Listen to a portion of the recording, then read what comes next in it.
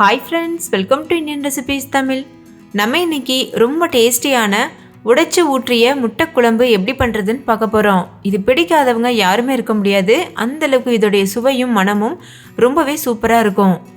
இதே மெத்தடில் நீங்கள் ட்ரை பண்ணுங்கள். இந்த ரெசிபியை எல்லோரும் விரும்பி சாப்பிடுவாங்க.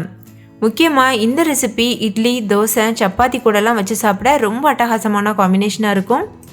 இது செய்கிறதும் ரொம்ப ஈஸி. ஸோ வாங்க ஃப்ரெண்ட்ஸ், வீடியோக்குள்ளே போய் இந்த ரெசிபி எப்படி பண்ணுறதுன்னு பார்க்கலாம். ஃபஸ்ட் இந்த ரெசிபி பண்ணுறதுக்கு ஒரு மிக்ஸி ஜார் எடுத்துக்கோங்க. அதில் 4-5 வெங்காயம் சேர்த்துக்கோங்க. சின்ன வெங்காயம் சேர்த்துக்கோங்க, அப்போ தான் சுவையாக இருக்கும். கூடவே 2 பச்சை மிளகாய் சேர்த்துக்கோங்க. கூடவே ஒரு கைப்பிடி அளவு பூண்டு, அதுக்கப்புறமா 2 சின்ன துண்டு இஞ்சி, இதையும் சேர்த்துக்கோங்க. இதில் ஒரு பெரிய சைஸ் தக்காளியை இது போல் கட் பண்ணிவிட்டு சேர்த்துக்கோங்க. சேர்த்துட்டு இது நல்லா நைஸாக அரைச்சிக்கோங்க. தேவையான அளவு தண்ணி சேர்த்து இது நல்லா அரைச்சிட்டு பாருங்கள், இந்த மாதிரி நல்லா அரைச்சதுக்கப்புறமா இதை ஒரு ஓரமாக வச்சுருங்க. இப்போ நம்ம குழம்பு செய்ய ஸ்டார்ட் பண்ணலாம். அதுக்கு ஃபஸ்ட்டு ஒரு கடாய் சூடுபடுத்திக்கோங்க. அதில் 2 டேபிள் ஸ்பூன் அளவு எண்ணெய் சேர்த்துக்கோங்க. நல்லெண்ணெயில் பண்ணிங்கன்னா இந்த ரெசிபி ரொம்ப சுவையாக இருக்கும். நான் நல்லெண்ணெய் யூஸ் பண்ணுறேன். எண்ணெய் நல்லா சூடானதுக்கப்புறமா 1 ஸ்பூன் அளவு சோம்பு, ஒரு சின்ன சைஸ் பட்டை, இது ரெண்டும் சேர்த்துட்டு நல்லா தாளிச்சுக்கோங்க. தாளிதம் நல்லா பொரியட்டும். தாளிதம் நல்லா பொரிஞ்சதுக்கப்புறமா இதில் வெங்காயம் சேர்க்கணும். நான் 2 பெரிய சைஸ் வெங்காயத்தை பொடியாக அரிஞ்சு வச்சுருக்கேன், அதை சேர்த்துருக்கேன். இப்போ இதில் கொஞ்சம் போல் கருவேப்பிலை, 2 இலை மட்டும் புதினா சேர்த்துக்கோங்க. புதினா இல்லைன்னா நீங்கள் ஸ்கிப் பண்ணிடலாம். இப்போ மீடியம் ஃப்ளேமில் வச்சுட்டு இது நல்லா வறுத்துக்கோங்க. வெங்காயம் ஓரளவு வதங்கினதுக்கப்புறமா சுவைக்கேற்ப உப்பு சேர்த்துட்டு வதக்கிக்கோங்க. ஃப்ளேம் மீடியம் ஃப்ளேம்லேயே இருக்கணும். இது கூட 1 டீஸ்பூன் அளவு மல்லித்தூள், 1/2 டீஸ்பூன் அளவு மிளகாய்த்தூள், இது ரெண்டுத்தையும் சேர்த்துட்டு நல்லா மிக்ஸ் பண்ணிக்கோங்க. நான் காஷ்மீரி மிளகாய்த்தூள் சேர்த்துருக்கேன். ஸோ அது நல்லா கலர் கொடுக்கும், காரம் கம்மியாக இருக்கும். அதுக்காக உங்கள் வீட்டில் இருக்கக்கூடிய மிளகாய்த்தூள் கூட நீங்கள் சேர்த்துக்கலாம்.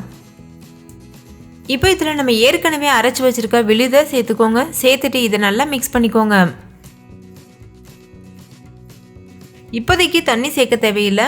அந்த எண்ணெயிலேயே இந்த தக்காளி விழுது நல்லா வதங்கட்டும். மீடியம் ஃப்ளேமில் வச்சுட்டு நல்லா வதக்கிக்கோங்க. ஓரளவு வதங்கினதுக்கு அப்புறமா இதில் தண்ணி சேர்த்துக்கோங்க. மிக்ஸி ஜாரை அலசிட்டு அந்த தண்ணியை சேர்த்துருக்கேன். சேர்த்துட்டு இது நல்லா மிக்ஸ் பண்ணிக்கோங்க. மிக்ஸ் பண்ணதுக்கப்புறமா மூடி போட்டு மூடிட்டு லோ ஃப்ளேமில் வச்சு எண்ணெய் பிரிஞ்சு வர்றது வரைக்கும் வெயிட் பண்ணணும்.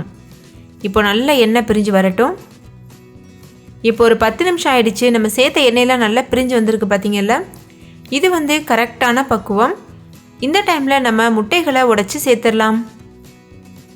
பிகினராக இருந்தீங்கன்னா இந்த ஸ்டெப் ஃபாலோ பண்ணுங்கள். டைரெக்டாக உங்களுக்கு முட்டையை உடைச்சி ஊற்ற பயமாக இருந்ததுன்னா இது போல் குழிக்கரண்டியில் உடைச்சி ஊற்றிட்டு அதுக்கப்புறமா சேர்த்துக்கோங்க.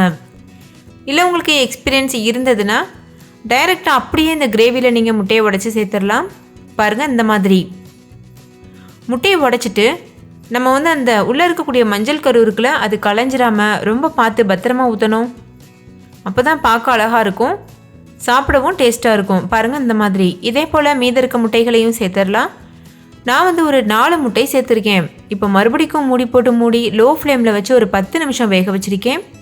இப்போ பாருங்கள், 10 நிமிஷம் ஆயிடுச்சு. முட்டையும் நல்லா வந்திருக்கு, எண்ணெயும் பிரிஞ்சு வந்திருக்கு. ஸோ அவ்வளோதான் ஃப்ரெண்ட்ஸ். இது இப்போ நம்ம சர்வ் பண்ணலாம். உங்களுக்கு திருப்பி போடணும்னு ஆசை இருந்ததுன்னா நீங்கள் திருப்பி போடலாம் முட்டையை. நான் அப்படியே தான் சர்வ் பண்ணுவேன். ஏன்னா இது நல்லா வெந்திருக்கு. மேலே கீழ்பாகம் எல்லாமே சூப்பராக வெந்திருக்கு. இப்போ நம்ம இதை சர்வ் பண்ணலாம். நான் இன்றைக்கி இதை சப்பாத்தி கூட சேர்த்து சர்வ் பண்ண போகிறேன். நீங்கள் உங்களுக்கு விருப்பமான ரெசிபியோட சேர்த்து இதை சர்வ் பண்ணுங்கள். கடைசியாக மல்லி இலை தூவிட்டு சர்வ் பண்ணுங்கள். அப்போ அதோடைய வாசனை செம்மையாக இருக்கும். ஸோ நீங்களும் ட்ரை பண்ணி பார்த்துட்டு உங்கள் எக்ஸ்பீரியன்ஸ் எப்படி இருந்ததுன்னு கமெண்ட்லேயும் கூட ஷேர் பண்ண மறந்துடாதீங்க. இந்த வீடியோ பிடிச்சிருந்தா லைக் பண்ணுங்கள். உங்கள் ஃப்ரெண்ட்ஸ் கூட நிறைய ஷேர் பண்ணுங்கள். ஸோ அவங்களும் பார்த்து பயன்பெறட்டும். இன்னொரு சூப்பரான ரெசிபியோட நான் உங்களை சந்திக்கிறேன். அதுக்கு முன்னாடி நம்ம சேனல் இந்தியன் ரெசிபீஸ் தமிழை சப்ஸ்கிரைப் செய்யாத நண்பர்கள் சப்ஸ்கிரைப் செய்துக்கோங்க. பக்கத்தில் இருக்கக்கூடிய பெல் சிம்பிளையும் கிளிக் பண்ணிவிட்டு ஆல் என்ற ஆப்ஷனையும் கிளிக் பண்ணி சேவ் பண்ணிக்கோங்க.